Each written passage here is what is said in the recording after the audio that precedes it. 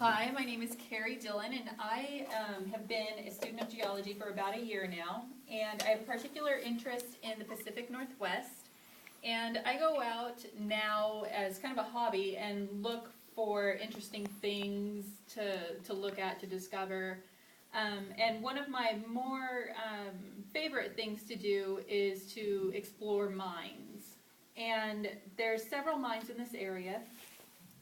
There's the Formosa mine, and the Bohemia mine, and then the one that I'm going to speak to you about today is the Bonanza mine.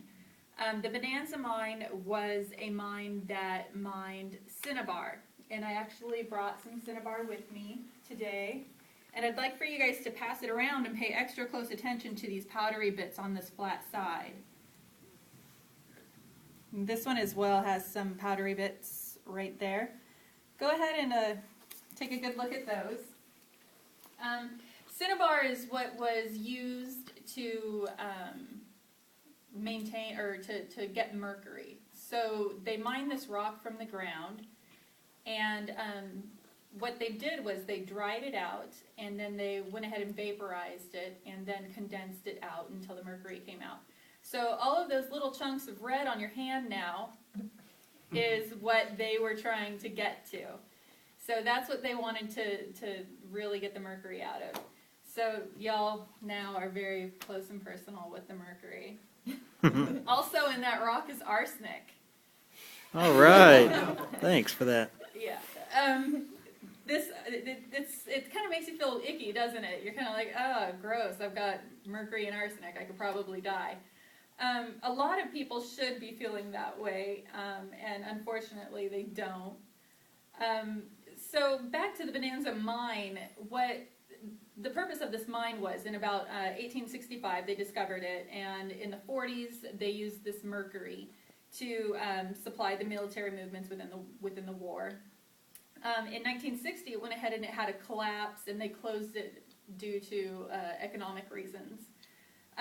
The concern with this mine is that with all mines you have tailings, and tailings are what is left out of the mine. So what you take out, you are left with scraps.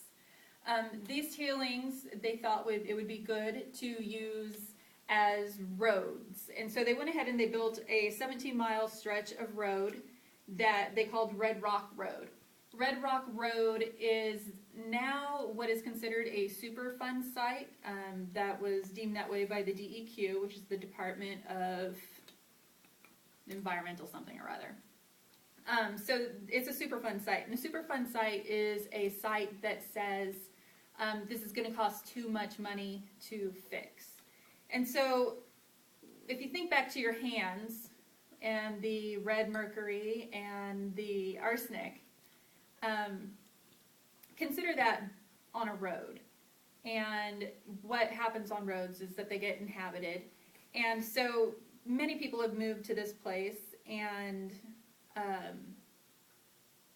generally it's just bad. Anyways, they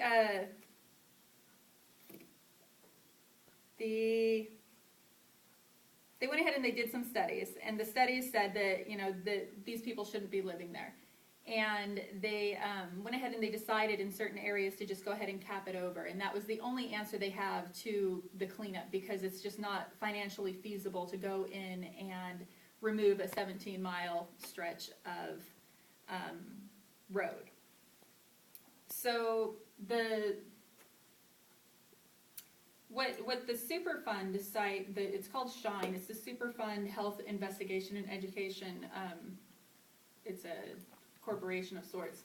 They've asked Weyerhaeuser, who owns 2.6 miles of it, to go ahead and help with this cleanup. Weyerhaeuser is not cooperating. They're saying that it's not their responsibility, even though that they do own it, which is kind of a concerning deal, because there are people that are living on the land, they are recreating on the land, and in general just kicking up the dust of arsenic and mercury, which is overall pretty bad.